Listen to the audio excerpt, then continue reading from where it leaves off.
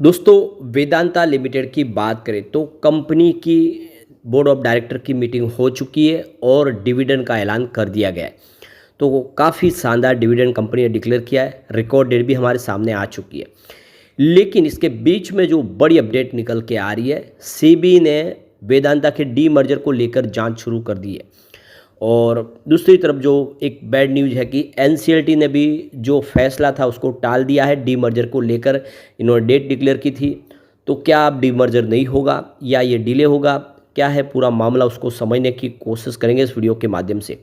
वैसे तो वेदांता को हमेशा डिविडेंड का बादशाह कहते हैं, बहुत ही शानदार डिविडेंड देती है। लेकिन अब डीमर्जर को लेकर यहाँ पे कुछ प्रॉब्लम क्रिएट हो रही है। क्या इल्ज़ाम लगे हैं कंपनी पे, उसको समझने की कोशिश करेंगे और क्या आने वाले समय वेदांता इन सारे प्रॉब्लम को पार करके आगे निकल पाएगा और निवेशकों को एक के बदले क्या टोटल 5 शेयर मिल पाएंगे, समझने की कोशिश करेंगे इस वीडियो के माध्यम से।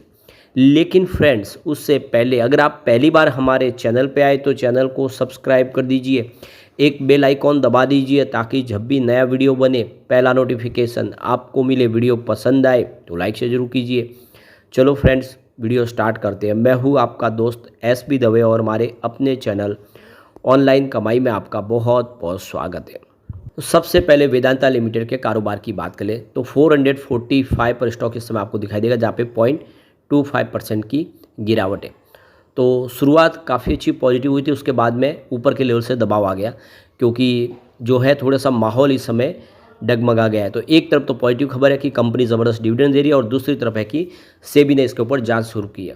तो आप देख सकते हो कि वेदांता की जो बोर्ड मीटिंग थी वो हो चुकी है।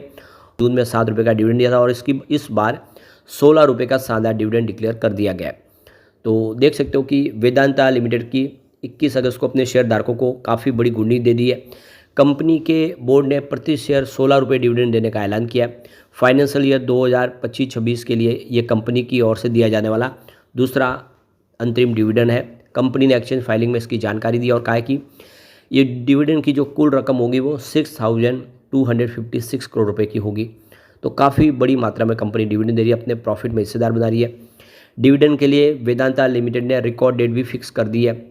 तो जो पात्र शेयर धारक यानी जो एलिजिबल शेयर होल्डर है उनके लिए जो रिकॉर्ड डेट है वो 27 अगस्त 2025 यानी 27 अगस्त के पहले पहले जिनके डीमेट अकाउंट में शेयर होंगे वो सारे एलिजिबल हैं, उन सबको डिविडेंड मिल पाएगा।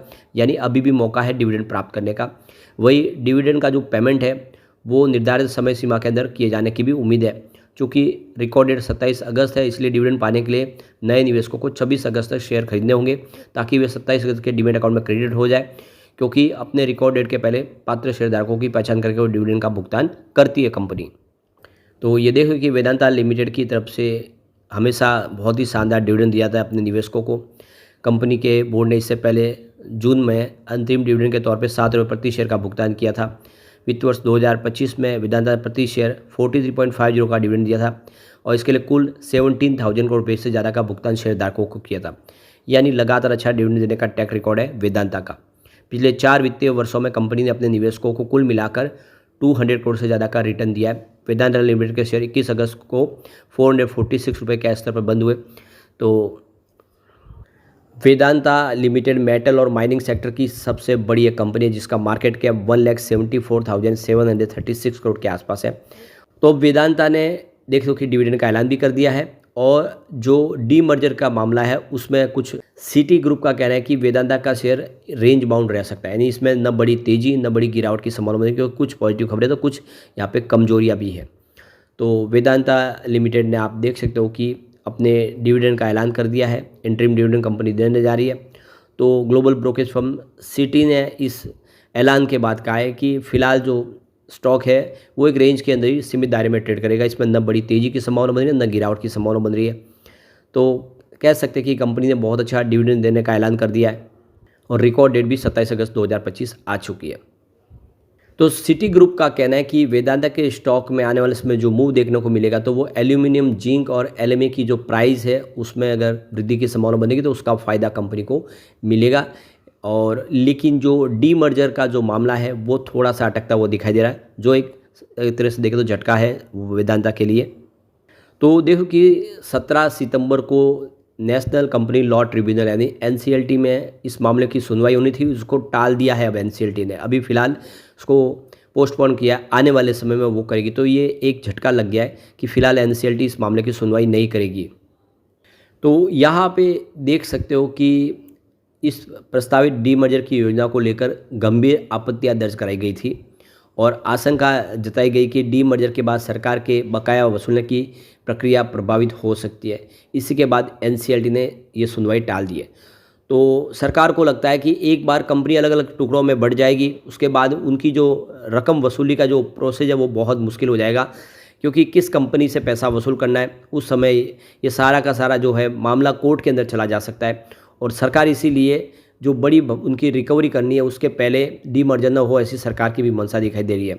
सरकार ने सुनवाई के दौरान आरोप लगाया कि वेदांता ने डीमर्जर से जुड़ी कई अहम जानकारियों को छिपाया और खुलासा नहीं किया उनका। सरकार की ओर से कहा गया कि कंपनी ने अपनी आय को बढ़ा चढ़ा कर दिखाया, कुछ देनदारियों को छिपाया गया। यानी सरकार की तरफ से ये इल्ज़ाम लगाया कि इन्होंने हमेशा अपने प्रॉफिट को ज़्यादा बढ़ा के दिखाए और जो पैसे उनको देने किसी को चुकाने उसको छुपा दिया गया है। साथ ही ये भी आरोप लगाया गया कि वेदांता ने सेबी और स्टॉक एक्सचेंज से नो ऑब्जेक्शन सर्टिफिकेट लेने के बाद अपनी योजना में बदलाव किया। ये सबसे बड़ी उनकी भूल है, क्योंकि उनको already know objection certificate SEBI ने दे दिया और दोनों एक्सचेंज ने दिया, उसके बाद में उन्होंने योजना बदलना, यह एक गंभीर उल्लंघन के मामले में बन जाता है। तो सेबी ने भी इसकी पुष्टि की है कि वेदांता ने उनसे एनओसी मिलने के बाद अपनी डीमर्जर की स्कीम में बदलाव किया है। उसने इससे गंभीर उल्लंघन करार दिया सेबी ने। मार्केट रेगुलेटर ने कंपनी को प्रासंगिक चेतावनी जारी की और कहा है कि वे ऐसे संसाधनों की जानकारी कंपनी के बोर्ड में ध्यान में ला के करनी चाहिए। यानी कोई भी बदलाव करते हैं उसकी जानकारी पहले देनी चाहिए, उसके बाद में बदलाव करना चाहिए। तो इन सब आपत्तियों को देखते हुए एनसीएलटी ने अगली जो सुनवाई 17 सितंबर की थी उसको टाल दिया है। यानी अब ये मामला आगे बढ़ेगा। तो वेदांता ने पहली बार आप देख सकते हो कि डीमर्जर की योजना सितंबर 2023 में पेशकश की थी। इसके तहत कंपनी के कारोबार को 4 अलग अलग सूचीबद्ध कंपनियों में बांटने का प्रस्ताव रखा गया था। इसमें aluminium, oil and gas, power और बेस मेटल शामिल है। कंपनी का कहना है कि इस रीस्ट्रक्चरिंग से उनकी ऑपरेशनल एफिशिएंसी बढ़ेगी, इनका मैनेजमेंट आसान होगा और शेयरधारकों के लिए वैल्यू बनाने में भी मदद मिलेगी। वेदांता ने बाद में डीमर्जर को पूरा करने की समय सीमा मार्च 2025 से बढ़ाकर 30 सितंबर कर दी थी। कंपनी ने कहा है कि एनसीएलटी और कई दूसरी नियामकीय संस्थाओं को मंजूरी मिलने में देरी के चलते समय सीमा बढ़ाई गई है। तो वेदांता ने यह भी कहा कि प्रस्तावित डीमर्जर से उसे तेज़ी से फैसले लेने, बेहतर फोकस और भारत की आर्थिक ग्रोथ और एनर्जी ट्रांजिशन की दिशा में तालमेल बैठाने में मदद मिलेगी। तो फिलहाल तो ये मामला टल गया। कंपनी इसी 30 सितंबर महीने में जो डीमर्जर की प्रक्रिया को आगे बढ़ानी चाहिए थी, अब वो नहीं हो पाएगी, क्योंकि सुनवाई जो होनी थी एनसीएलटी में 17 सितंबर को, वो तो टल गई है। एक जो अच्छी बात ये वेदांता के लिए, वेदांता का इसका पी रेशियो बहुत कम है। बाज़ार में ये स्टॉक उस हिसाब से सस्ता है। आप देख ही सकते हो हिंदुस्तान जिंक, जिसका पी रेशियो 17.85 है और इसी की सब्सिडीज कंपनी है। वेदांता का 8.96 का पी रेशियो सिंगल डिजिट में है। हिंदाल्को 23.37 का पी रेशियो है, जबकि हिंदुस्तान कॉपर की बात करें तो इसका 47.11 का पी रेशियो है और ग्रेविटा इंडिया का 56.70 का पी रेशियो है। राम रतन वायर्स का 51.48 का पी रेशियो है, जबकि पॉन्डी ऑक्साइड एंड केमिकल का 41.81 का पी रेशियो। तो स्पेयर कंपनियों में अगर आप देखेंगे तो ये अकेला सिंगल डिजिट में है और काफ़ी सस्ता पी रेशियो के हिसाब से स्टॉक है, इसलिए आने वाले समय उम्मीद बहुत ज़्यादा है और ये बेहतर कर सकता है। लेकिन फ्रेंड्स, कोई भी इन्वेस्टमेंट करने से पहले अपने फाइनेंशियल एडवाइजर से एडवाइस ले लें या अपना खुद का रिसर्च करें, क्योंकि मैंने वीडियो आपके एजुकेशनल पर्पज़ के लिए ही बनाया। वीडियो पसंद आए तो लाइक से जरूर कीजिए और चैनल को सब्सक्राइब कर दीजिए। Thank you friends.